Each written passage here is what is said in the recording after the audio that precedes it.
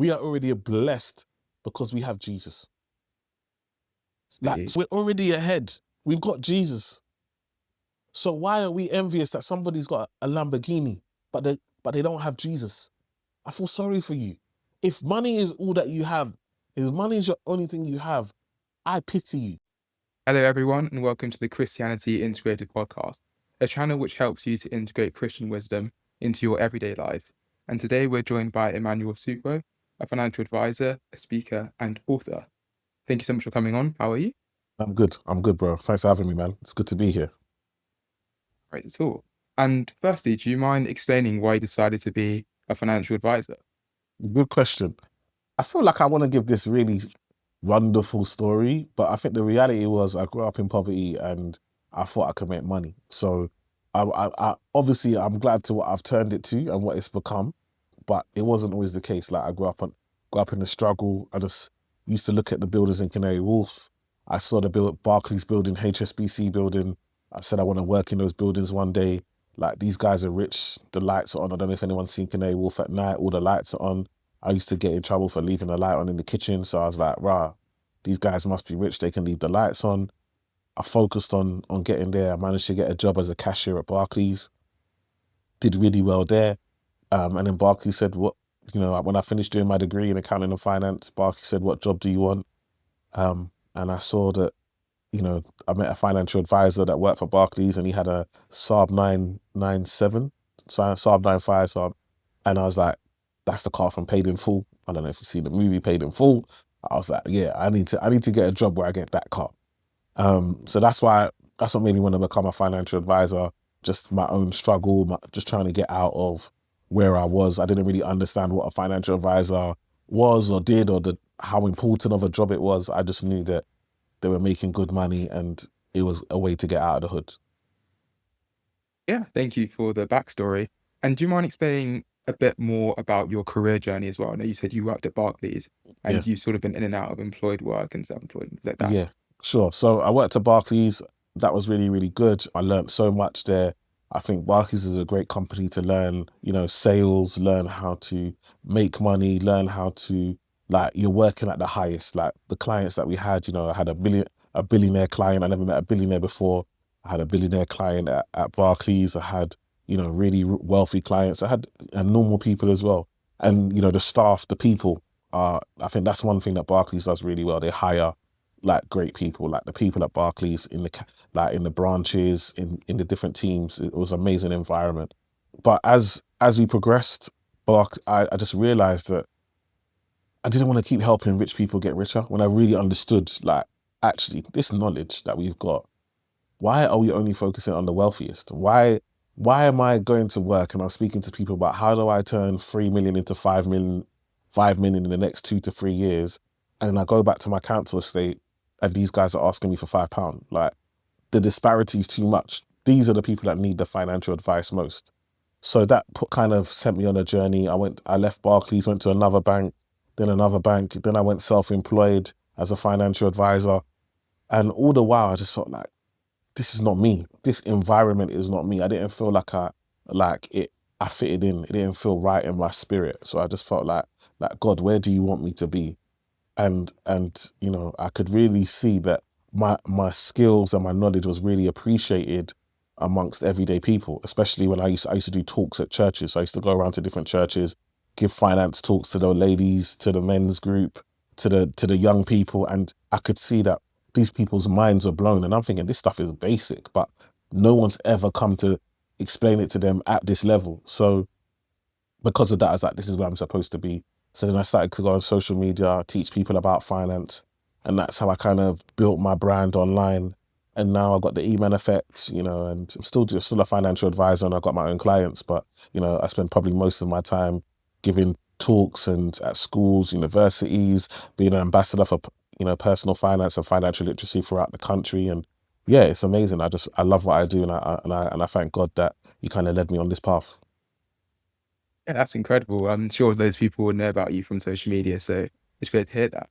And I guess alluding to what you said a bit earlier about speaking at different churches, I'm sure you're aware of people, personal finance, especially related to it from a Christian perspective, What would you say are some of the biggest misconceptions that you find with people when it comes to Christianity and money?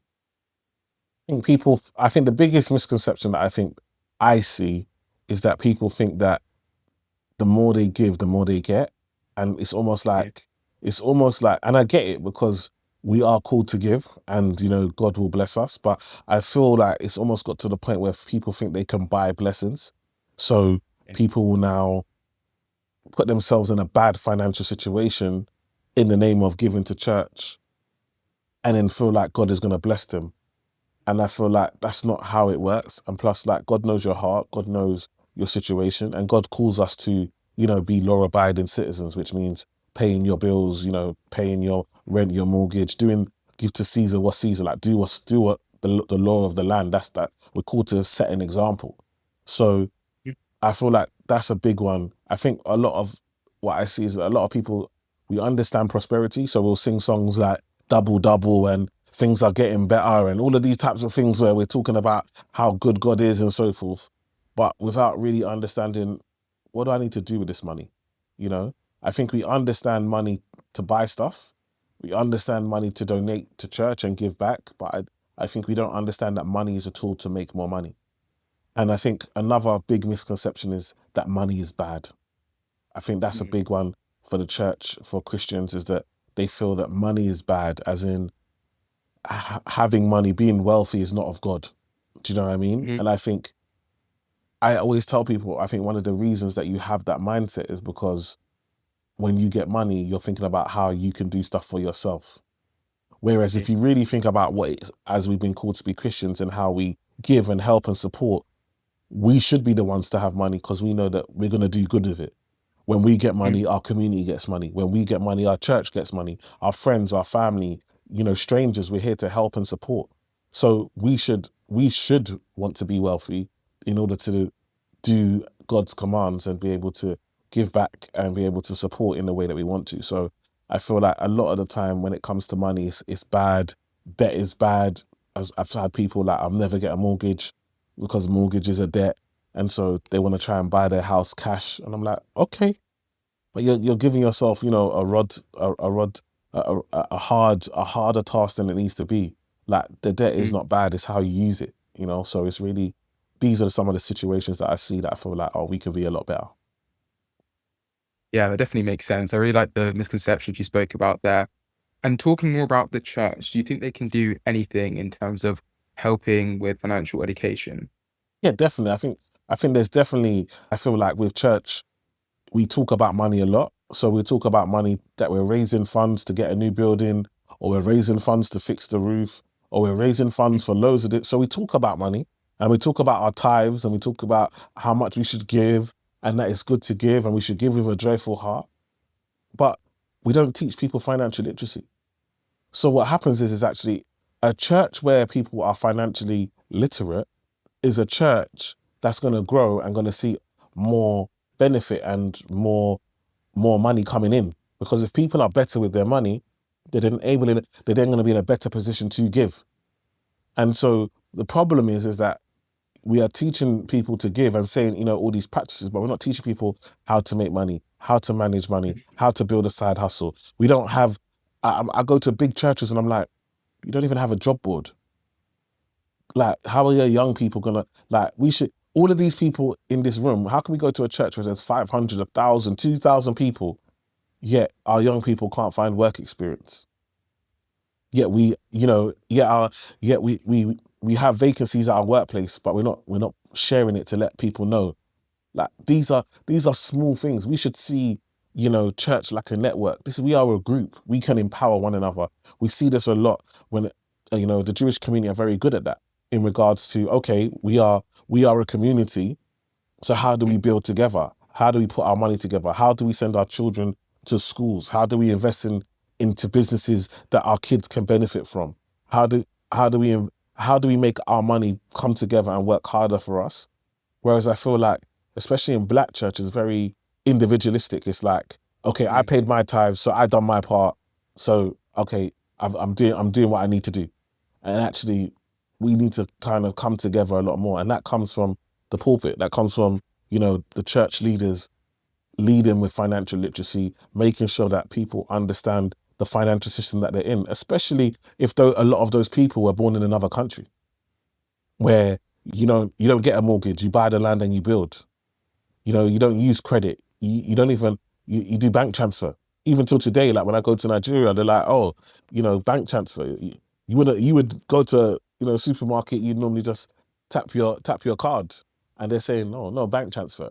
Do you know what I mean? So it's a different society. So you got to learn the rules of the country that you're in and the society that you're in and the way that it works. Understand the importance of pensions and tax and how you can, Hmm. what an ISA is. These are things that should be taught in church. Do you know what I mean? Yeah. As well as biblical principles, because the better equipped we are to understand the financial system, the better we can give, the better we can be a tool to our church and to our community. But if it's a case of we have to learn from mistakes, then a lot of the time my giving is going to reduce. If the economy is not good, now my giving is not good. Mm. But if I'm financially literate, if I got financial literacy, even when the economy is not good, I would have budgeted. I got my emergency fund. I've got things in place so that I can still give. Do you know what I mean? And so I feel like churches have missed that trick. Mm. Yeah, that's a fantastic answer. I really like that, especially the kind of community focus as well, as you're right. Yeah, I think a lot of times it can be seen something very individualistic, but that's what the Bible says as well. And I believe it was on the Faith and Finance podcast in which you spoke more about making the church more accountable in terms of where the money is going towards. Do yeah, you mind elaborating a bit more on that? yeah. I think it's really important because I work for a number of charities. So I work with the NSPCC. I work with a charity called Money Ready, and I do a lot of stuff around financial literacy. And these charities are called to every penny. Every penny that they spend has to be accounted Mhm. for. We have to know where it's coming from. And so for me, I just feel like it's really important that we really assess, like, from a church point of view, and we're open, because I feel like it's almost unfair to tell your congregation to come and contribute and then have Mhm. no accountability on telling your congregation where that money's gone. Like, I feel like that can't be right. And so I think it's really important for there to be transparency. So for example, the church I grew up in, we had offering our normal tithes, and we had offering for missions. And Mhm. every month they would come back and do a missions report. So they would tell us, this is how much we've raised, and these are the missions that we supported for this month, and here's an update from the people that we are supporting on the missions of spreading the word. Do you know what I mean? Mhm. Also, the church would annually, they would say, look, this is the church, this is what we spent, this is the things that we've invested in, this is what we're looking to do. When we were raising money to get a new building, they said, look, this is how much we have, this is how much we need to raise. They're very transparent. And so you can feel that that where the money's gone. The pastor is on a salary, like a specific Mhm. salary that is he didn't decide. There's a board that will decide what the salary is. The Mhm. church owns properties, so the pastor stays in the properties that the church own. So then there's an asset. Like, this is the Mhm. things that we should be. Do you know what I mean? So that again, that asset is going up in value. So the pastor, if the pastor's the pastor church, you can benefit from that. But the second you stop being a pastor, you move out, you go to your own house, and the new pastor Mhm. moves in. And if there's no pastor, if a pastor already has a house, then we rent that out, and that brings in income for the church. This is very that's what I grew up in. Where it's Mhm. not about you can't invest or we can't make money. It's about, let's be clear where the money is going and everybody accountable. Okay. Yes, pastors are dedicated. They deserve to get paid because again, they're giving such a great service. But that shouldn't be the pastor shouldn't take the money and then decide how much of the money that he or she should get. That's not, to me, that doesn't make sense. There should be committees, there should be boards, there should be policies that are put in place to make sure that actually this money we're raising is more to help people outside than it is to make the people inside more comfortable. That's a really, really good answer. I think almost looking at the church from a more sufficient perspective is really interesting. And it sounds like it's like holding it accountable like a organization would be. So I really like that perspective and something that I think needs to be heard a lot more. And I think I just want to talk a bit more about, as you mentioned, biblical principles. And after doing some of these podcasts, one of the main principles I've heard is about stewardship versus ownership. So could you please explain that in a bit more detail and what that actually means? Yeah, I think this is important. So for me, stewardship is what we are called as Christians. So we have to understand that everything that God has given us, God is the owner of it. Yeah. So the money we make is not ours. We are stewards of it. And God has called us to use it wisely. Yeah. To use it in a way that makes sense for the kingdom, but also to look after our family and so forth. Mm. So I'm not saying that you can't have a nice house or a nice car or go on holiday. I'm not saying God will be upset with that. What I'm saying is we are stewards of this money. So that means that we need to be responsible. And again, how can you be responsible for something that you were never taught?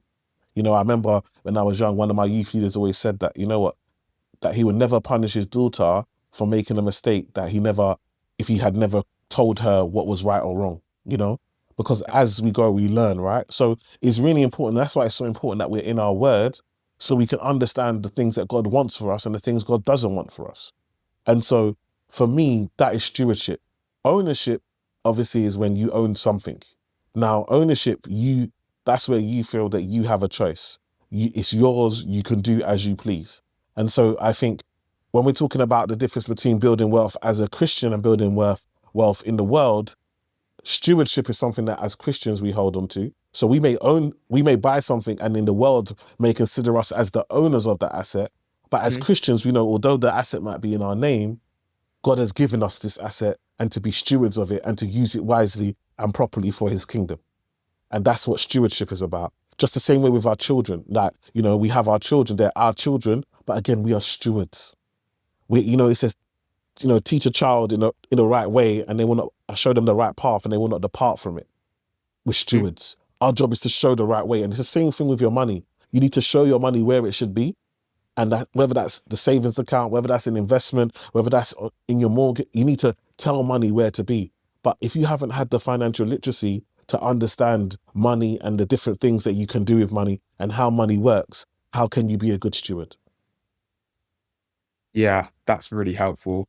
And I think you just spoke a little bit about that in terms of the different ways in which you can allocate your finances and the different types of things could be fixed costs, variable costs, or savings. Are there any helpful frameworks or different ways in which you can budget effectively? Yeah, I think it's really important that, you know, number one, I always ask people, how much does it cost to be you? So we go to work, we work really hard for our money.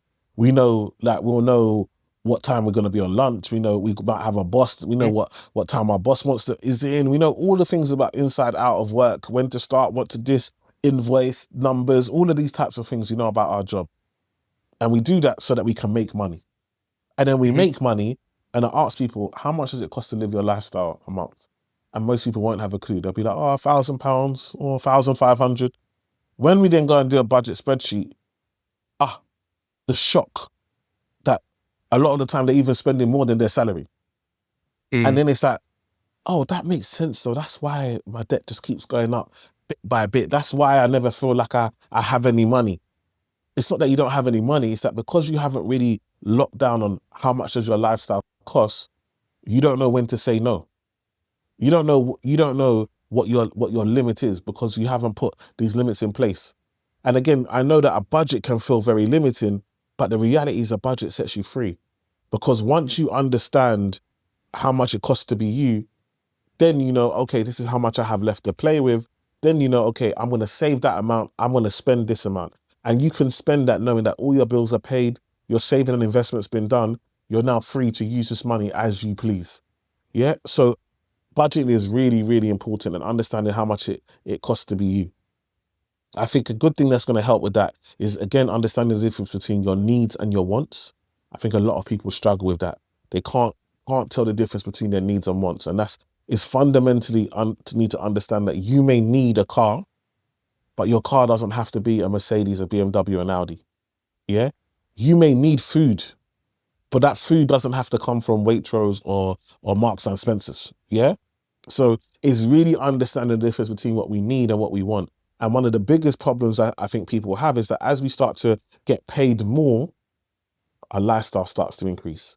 So you can get a 10% pay rise, but if you then use 10% on now, instead of buying the same food you were buying before, now you're buying the same food, but you're buying it for more money because now you're at more expensive shops. your lifestyle hasn't got any better. Yeah. You're not actually going to see the improvement. Like, you're not going to have more savings. You're not going to have more investments. You're not going to have more money about you because everything, because although you're making more money, you just found new ways to spend it. And this is why we've got to be in control. And again, one of the biggest things that hurts us is the fact that we can't delay our gratification. We have to come to a place where we can delay our gratification. We live in a society where it's instant gratification. If you go on Amazon and you can't get that in 24 hours, you don't even want to buy it. That you're upset. What? It's going to take 3 days. Like, what kind of system is this? That when you really think about it, do you even need it? I think a lot of people, for example, when it comes to buying stuff, it's certain trauma that they've had through their childhood that leads them to spend in the way that they do. So when I sit down with certain clients, their spending habits actually come from trauma that they've been through, whether that be, always hearing no as a child, whether that be your friends going on a school trips and you couldn't go because your parents couldn't afford it, whether that be you getting laughed at school because you didn't have the right trainers, you know, these things sit with you. So then all of a sudden, when you start to make money, you start to have these, what I call poverty scars, or these scars, these pains, these traumas that you've been through. And now you use money to try and heal that. And actually what you need is therapy. And that's really important, that for a lot of people, we need that, especially coming from the types of background a lot of us have come from. We need to sit down in therapy because we're going through a lot of change. Because for a lot of us, we are the first to be born in our family in the UK. For some of us, we're second generation. We've got two cultures that are fighting us all the time. You've got, your parents' heritage and trying to live up to that and the culture there. And then you've got this Western society mindset and trying to make sure you can fit in there. And you're trying to blend in both. And sometimes you just don't feel like you fit in. And again, all of this can spill out in how we spend money, the choices that we make with our finances. So that's really important, that again, one of the things that you may need to do is actually sit down and with a therapist and go through your childhood and look at the certain things that you're carrying and let them go so you can make better financial decisions. Fascinating. I think the intersection of personal finance and almost psychology as well is something I haven't even thought about too much, but it definitely permeates through everything. And I think one of the things I really liked about your Instagram is you have these sort of verse of the weeks. And I Yeah, kind of just wanted to go through a few of them and for you to explain it a bit further. sure. So first of all, I want to start off with Malachi chapter 3, verse 10, which says, "Bring the whole tithe into the storehouse, that there may be food into my house." What does this verse sort of mean, and what is it talking about, and how can it be applied today? Yeah, I think for me, again, it's talking about tithing, right? It's talking about us giving back. It's talking about us being a community. Remember what I said earlier about us being Mhm, together. And I see a lot of people talk about, tithing is Old Testament, and in the New mhm, Testament, it doesn't call us to tithe. But for me, if I'm somewhere and I get value from it, from a place, if I receive value from it, why would I not want to be valuable in a place where I receive value? Like, mhm, it's a mindset that we have to change. Like, because why would we are too comfortable? You see it all the time. You have a friend that might give you a lift. You know that they pay petrol to get you there. Yet you just say thank you and walk out. We're mhm. very it's far too often we are comfortable taking value without trying to Yeah, replace it with value. And so for me, if I go to a church and I know that the heating is on, I know that there's chairs provided, the lights are on, there might be even refreshments at the end. If I've got, and then the pastor's talk for how many hours, there was a choir that's practiced, I've been able to sing, I'm able to dance, I feel lighter. I feel like I've got a community of people that I now feel encouraged by. I feel closer to the Lord, my Lord and Savior. How could I leave that place and not donate something? How could I not put value and not sow into something that gives me so much value? Far too often we want to reap where we haven't sown. Like, and for me, I can't be in a place and get value and be in a place where I'm being fed and I'm not giving back. And to me, I don't want to, whether you call it tides or whatever. To me, it's about actually we need to put our money together so that we can have a bigger impact. Because yeah, again, I know that I'm at work. Yeah. I know the job I do. I can't be outside, on the streets, or I can't be out talks. I can't be there when people need to come in during the week and they need to use the food bank, but I can contribute to the food bank. I can give my money so we can pay somebody else to be available so that when people need. Do you understand? It's like we all got our different roles, but your role might not be to be the active person, but we know that as a church, this is what we want to do. And so my contribution is that money. And I don't limit it to 10%. I might do more than 10%. If I know that life is good and money's good, why not? Do you know what I mean? But for me, it's about contributing and making sure that I'm giving and I'm being a blessing in a place where I feel blessed. One way Christians can integrate faith into their finances is through generosity. Some people take a public or private 10% trial or further pledge to donate to the charities or ministries that they believe can best use it to glorify God and serve others. The pledge is promoted by Christians for Impact, a non-profit that helps Christians maximize kingdom impact through their giving. If you want to explore this further, there is a link in the description below. I'll end with a quote from Jesus. "Whatever you did for one of the least of these brothers and sisters of mine, you did for me." I really like what you said about how we all have different parts and roles. It sounds a bit like the different parts of the body of Christ as well. So it's really important to understand these different aspects. And another kind of prominent biblical quote, which can be related to financial planning or personal finance, is Proverbs chapter 21, verse 20, where it says, "The wise store up choice food, but fools gulp them down." In the context of personal finance, how does this relate to savings, and what does it talk about in terms of saving effectively? Yeah, I think what for me, when they talk about, I think the most important thing is gulp it down. Do you know, like when you think about to gulp something, that means that you've taken it at a rush. As in, there's nothing wrong for you to eat food. There's nothing wrong for you to spend money. But when you just splurge, when you just splash it out, when it's just spent without thought, because when you gulp, you've even taken it too fast that even for you to drink it, you can't drink it in your normal flow. You've had to take a bigger amount than what you would normally be able to take. So that means you've taken more at a time, more than you need. And so for me, it's the same thing. Sometimes when we come to spending, it's just splurge. Like you go out, you had no plan to spend any money, you walk past the shop, and now £300-400 has gone. Just like you haven't planned it, you haven't budgeted it, you haven't even saved. Like I always ask people, what are you doing today that your future self will thank you for? Like you have to there has to be money that you're putting away for future you. There has to be an investment that you're doing for yourself for future you. And so we understand money from a point of I get money and I spend it. But actually money's a tool to make more money. And so for me, it's when you're wise, I can be wise. So we can have a loaf of bread and one person can finish that loaf of bread in an hour and another person can make that loaf of bread last a week. Like it's to sit, and that's what we do. Some of us, we're earning the same amount of money, but it seems like that person's earning double what you're earning because they're able to save and buy a house and you're struggling to even have any money by the end of the month. So we're too often gulping it down. We're not being wise and responsible in how we're using our money. Yeah, that's great. That's super helpful. And another common parable which we're told about is the parable of talents. And this can relate to lots of different things. It could be resources, time, talents, money. Are there any practical examples of how this can be used effectively?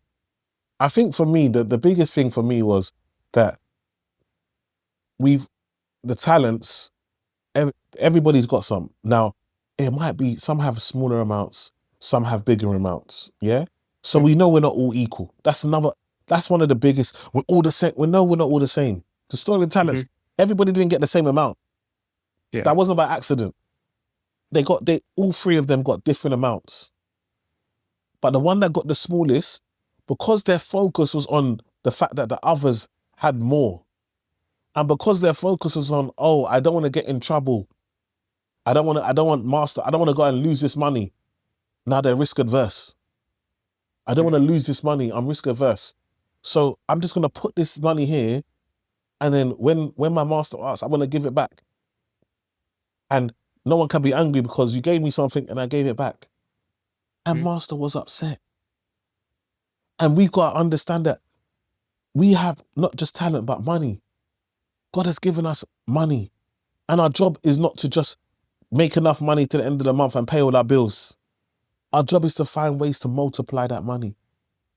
And again, some of us are saying, God, bless me, bless me. Why don't you bless me? And God's saying, I've given you 1,000 and you can't even imagine that. So how can I give you 5,000? How can I give you 10,000? How can I open doors for you when you can't be the steward of what I'm giving you already? Mhm. Yeah. And so it's really important for us to understand that the story of the talents. And remember, this is the bit I love. Not only was he upset at the one that had the lowest, the master gave the talent the lowest to the one that made the most. Not to the one in the middle that did okay.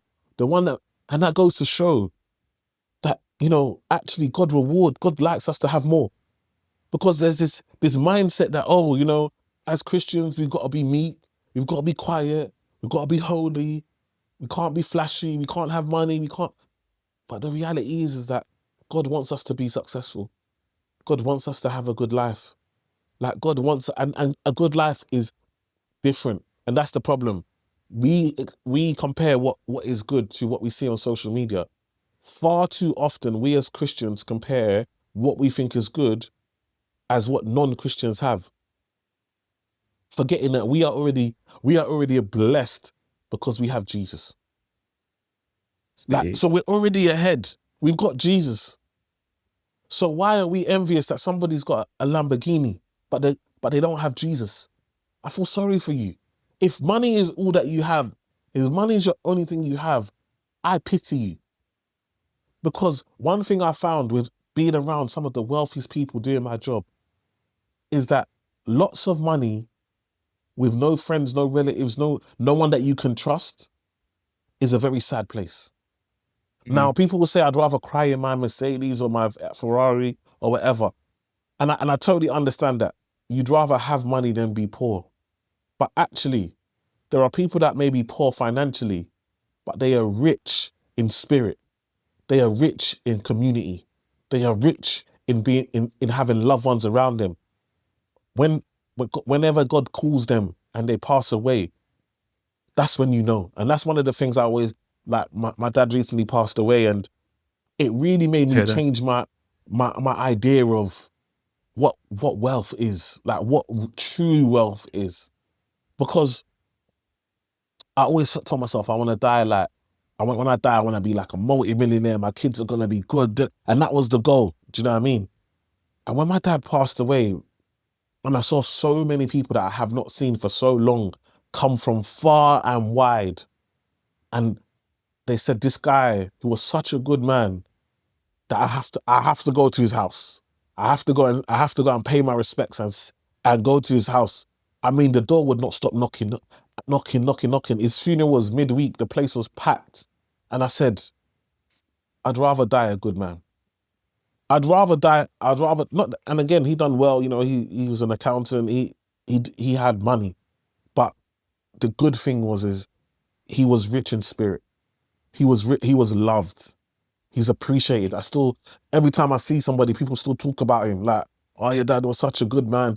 His legacy will forever go on. And so where I've had other people talk about they ain't turning up to their mum or dad's funeral because, they felt like they were raised by the nanny and their parents weren't Mm. really involved in their lives. And this person passed away and there was only 3 or 4 people at the funeral. And so, we see it with wealthy people that end up dying and leaving all their money to the dogs home or the charities. You know what I mean? Because they Mm. feel like their family members didn't appreciate them because they didn't have a good relationship.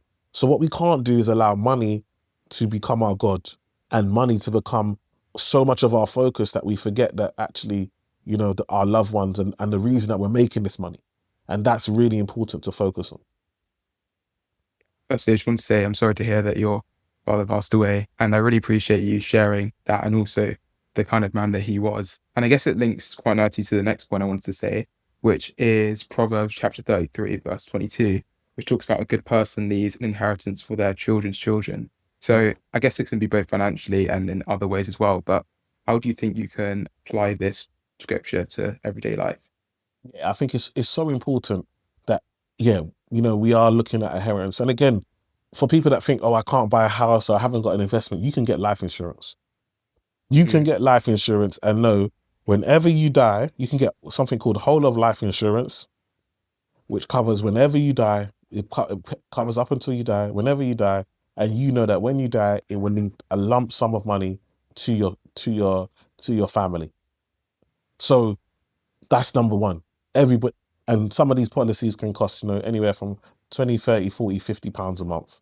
And some people say that's high, but I promise you, some of you are spending that more than that on coffees a week. Do you know what I mean? mm, So it's really important to understand that you can leave an inheritance, that is everlasting. But what's really important is that you have to, if you want to talk about generational wealth, you have to have generational conversations. Like I was in a client meeting with one of my Asian Indian clients, and he brought his kids into the meeting, and he was like, "This is my property portfolio. Your grandparents brought in the first like 10 properties of your grandparents. I've now added 20 on top. Like, you guys are gonna add. We don't sell. In our family, we don't sell property. We keep it and we pass it on to generations to come." And they're having that conversation. I see far too often, especially in our community, parents die, there's no will. Parents die, and even if there's a will, there's now arguments over. I've seen families split over inheritance, over money.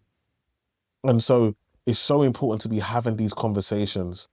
And I know sometimes with parents, you don't want to talk about death, you don't want to talk about inheritance, but it's going to happen.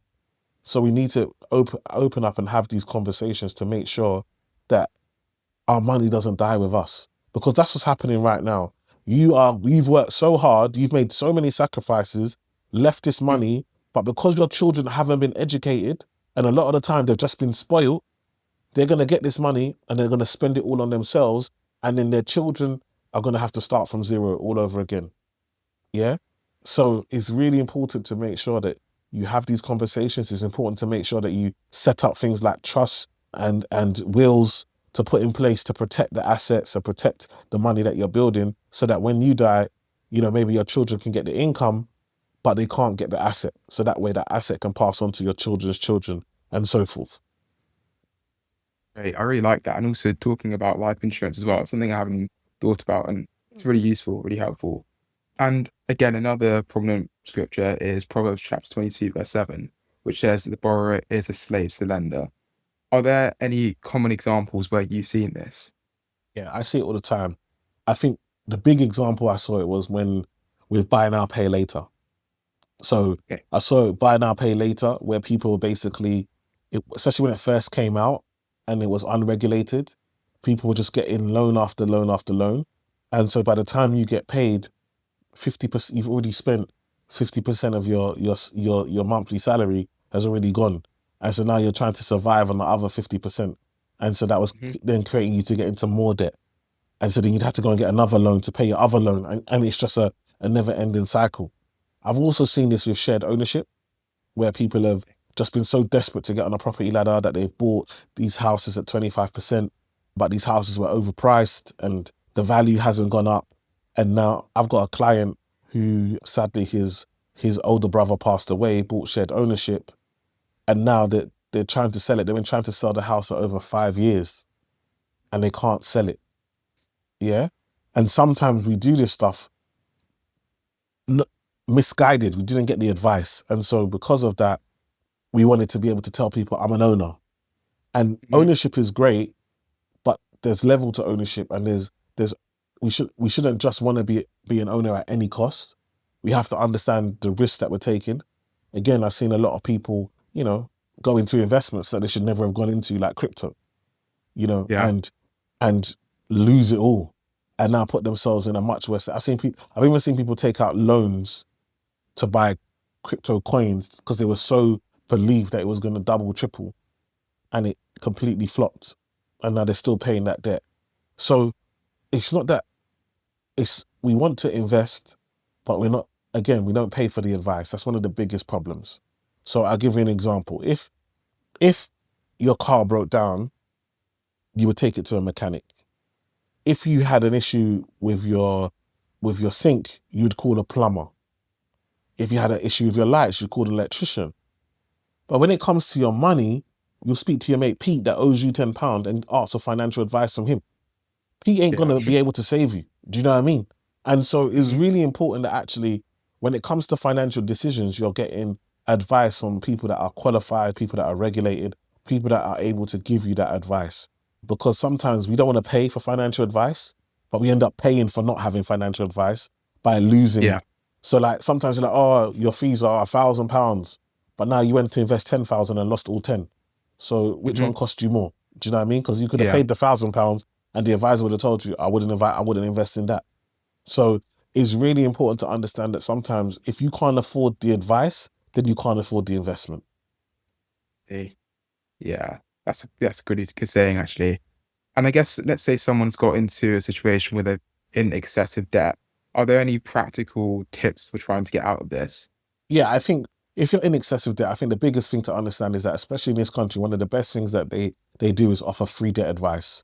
So I've been a mentor for and supported CAP, Christians Against Poverty, and Yeah. they have a program where they really help people free to help people who are in debt advice come out of debt. If you need to get support, if you need them to speak to your lenders that you owe money to, they'll speak to them. It's really good, and it's all based on Christian principles. It's very Mhm. approachable. It's very honest, you know. So CAP is wonderful. Is a wonderful thing, and they've got a course to teach you about money and debt and how to be better and financial literacy. So they actually teach it. So CAP is a wonderful organization. Also, there's Turn to Us that is available again. So again, if you are really struggling, Turn to Us are there. They can see if you qualify for any grants or anything like that to help within your situation. I think the biggest thing, especially if you're in high debt, is that you can feel embarrassed and you can feel Mhm. shame. And so you can be very quiet and not want to tell people. I think it's really important to understand that don't be silent. Like go out and go and get the help that you need. We all make mistakes. Anyone can end up in debt. You know, life can change very quickly. I've seen people who were making a lot of money, got made redundant, struggled to find another job, and all of a sudden, you know, they can't pay their mortgage, they can't, and all of a sudden they're using food banks. So life can change for any one of us. Don't feel judged just because money's not working for you in the way that you'd want it to. Go and get the help and support. And again, a lot of this advice is free. So don't go and pay for debt advice when you're already in debt. You need that money to pay the debt. So go and get free Mhm. debt advice. Thank you for linking those organizations. That's super helpful. So yeah, thanks for that. I guess you spoke about it a little bit earlier, but is there such thing as kind of like good debt? Yes, definitely. So there's definitely good debt. So I always tell people, think about a lot of us who watch shows like The Apprentice, where, Mhm. you know, Lord Sugar is investing in a company. Now that investment, we cheer for the winner, but that investment is either going to be paid back through shares and ownership. So when the company gets sold Mhm. in the future, or profits that the company make, or it's a loan. And so as the company makes money, they'll pay that money back. Yeah. We look at companies like Uber.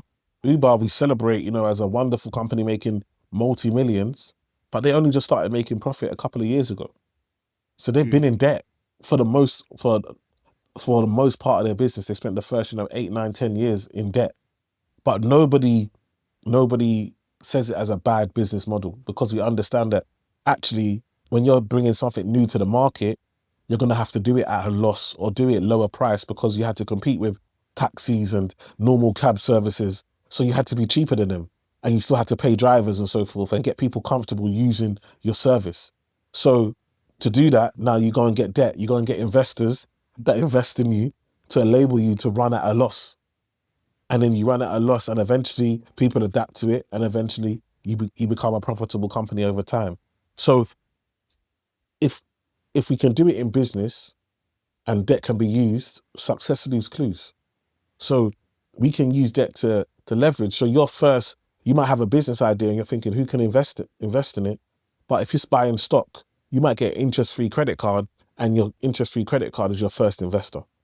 Now, when you start to make money, you pay that back, keep going, and then eventually you're making enough money that you don't need to use the credit card anymore. Or you've built enough track record that now a bank will or an investor will say, actually, I'll invest in you for a portion of your company. So you might have to go out and prove yourself in the beginning. Also, for example, by getting a house. Now, I mentioned shared ownership. There are some debt that can be bad if you put yourself in a bad situation. I've seen people make money in shared ownership when they've bought at 50% or more. But if you get a mortgage, I think the mortgage is not the problem. One of the biggest problems is the overstretching of yourself. When you borrow the maximum amount you can get and you put the smallest amount of deposit down, 5% or even no deposit, that's gonna mean that you're borrowing at your maximum, which means that it can catch you out in the future. So if your income drops ever slightly, or if your other costs go up slightly, all of a sudden now it becomes unaffordable. So, and that's how you can get really caught in a trap. So it's about actually humbling yourself and saying, well, I'd love to buy a house in this area, but actually I probably might need to look at another area that's a bit more cheaper so I can afford it, so that if I get made redundant, or if I lose my job, or if my pay goes down, or if the bills start to increase, I can still afford that mortgage, because you're taking out a loan for 25 years or 30 years. It doesn't make sense to take out a loan for 25 to 30 years and do that at your highest income, because Mhm. the only way is down. Do you know what I mean? Yeah. Potentially. So it makes sense to give yourself a cushion that actually, okay, even if I'm not earning this much in for whatever reason, because we have children, or because life happens, or maybe I'm unwell and I need to go part-time, I can still afford this mortgage because it's a long period of time and I can't predict what's going to happen in the future. So debt itself is not bad. It's the way it's used. If I'm using debt to buy liabilities, so I'm buying things that go down in value, that's bad. Mhm. If I'm using it to buy appreciating assets, then that's great, because I'm investing in things that go up in value. So that means I'll have the money to pay off the debt. Thank you for sharing that. That's very helpful. And just wondering, do you have a favorite Bible verse or quote in relation to money? Question. I think, what's funny? My favorite Bible verse quote, it may not feel like it's in relation to money, but I use it in relation to money and how I look at money and in general. It's Acts 20:24, and it says, none of these things move me, nor do I count my life dear to myself, that I may testify of God's wonderful kindness. I may finish this race with joy and testify of God's wonderful kindness and love.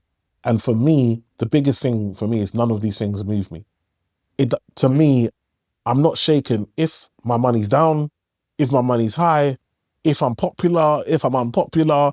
Like, none of these things move me.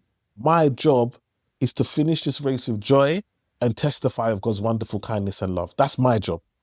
So I'm not moved.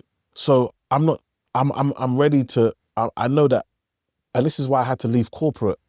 Even though Mhm. when I first left, I had a good job, company car, everything, I didn't have joy. And my thing is to finish my race with joy and to testify. And I couldn't finish my race with joy in a place where I was unhappy.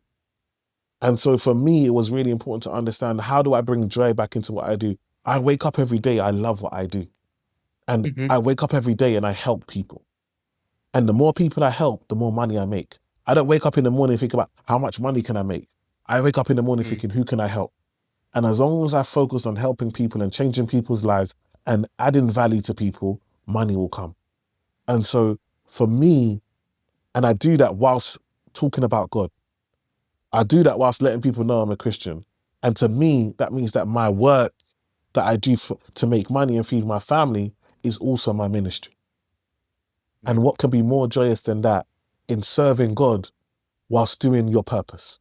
And so for Yeah. me, I know whenever God comes to take me, I would have finished my race with joy, because I'm doing what God put me on this earth to do, and I'm loving it. Amazing. I really like that. And I guess you've already spoken about it a bit, but if there was sort of a final way or way of saying it, what would you want your legacy to be?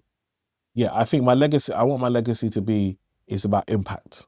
I want Mhm. it to be that, I made a difference. And that's one of the things that brings me the most joy now, is just when I walk on the street, I'll just get stopped by random people like, oh, man, I love your video. Like, people always tell me that the one video, and it's always a different video that they Yeah. remember, that hit them, that, oh, I watched your video, you said this, it made me laugh, but you know what, because of that, I've been fixing up. Oh, and it's always like you're having this impact.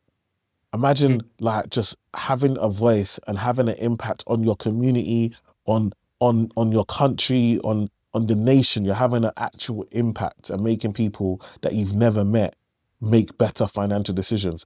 Like for some reason, libraries love to stock my book. And so I get people from all across the country.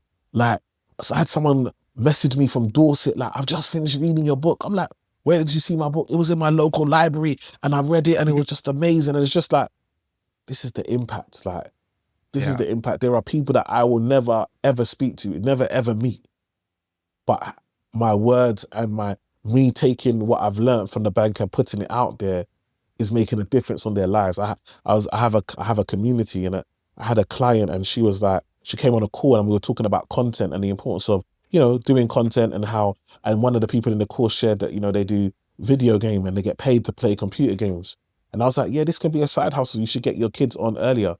And she set her son up to, play computer on YouTube and stream it, but obviously not show his face. But now he's Yeah. already got a channel at 14. So if he carries on with that, by the time he's 24, he could be making £1,000, £2,000 a month just from people Yeah. enjoying his content in 10 years' time. But he started early. And so she was like, I would never have done that if I hadn't been in your community, if I never heard about that, if I hadn't been around it. And I think that's the legacy. Like we now have the confidence to make decisions and be in spaces that we never thought we could be in. We're now having discussions about things we never discussed before. We now are not just talking about hair and makeup and music and hip hop. We're talking about businesses, venture capital, investing. And that's what gives me the passion to keep going.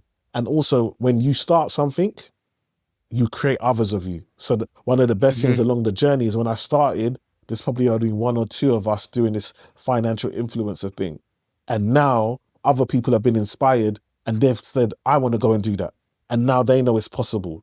And so now it's funny because I go to events and people that were mentored by me or started because of me are winning awards. And I'm like, it's so powerful to know that because you chose to follow your purpose, somebody else now saw that and said, well, I can do that too. And now they're being celebrated by seeing you. But always remember, the work will always be done. So I never, ever, I know that if I don't do my job and I don't do what God calls me to do, God will find somebody else.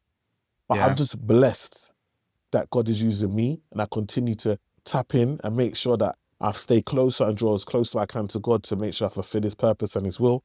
And so he continues to use me for his kingdom. Yeah, fantastic answer. And actually, what you said at the end really reminds me of the Great Commission in terms of making disciples. And that's like the next level to impact. People follow what you do. So pretty good way to end. But just before I do you mind talking about anywhere people can find out what you do or any links, things like that? I'll add it in the description as well. But yeah. Sure. So on social media, it's the Eman Effect UK. So that's on Instagram, TikTok, Emmanuel Asuquo on LinkedIn. I'm very active on LinkedIn, so you can connect with me on LinkedIn. And then emmanuelasuquo.com is the website. So again, and then team@emmanuelasuquo.com is the email. So if you want to email through, I do one-to-one consultations. Like I said, I've got a financial literacy course if people want to take it. I've got a financial literacy school for kids, a Saturday school where we teach kids as well. So I'm just looking at different ways that we can get this knowledge out to the community. So yeah, if you want to connect, follow. I've got a YouTube channel as well, Emmanuel Asuquo on the YouTube as well. I've got a podcast, Bread and Butter podcast. So we talk about finance and business, and we got wonderful guests that come on that as well. So we're really expanding and growing, and I'm looking forward to doing more as we go forward. Amazing. Thank you so much for coming on the podcast. I really appreciate it. And a lot. No, thank you, Chino. So thank you for having me. Thank you for even doing the podcast. Thank you for, taking the time. I know how hard it is to set up a podcast, to get guests, to then edit, to post, all of that. I know the effort and energy it takes, especially one Christian focus. When I saw your mission and what you're doing, I said, I have to, give up time and come and do this because it's so important that we as a community, we support one another. So I'm a big fan. I'm going to continue to support you. And yeah, I'm glad I was able to come on. Very much. I really appreciate it.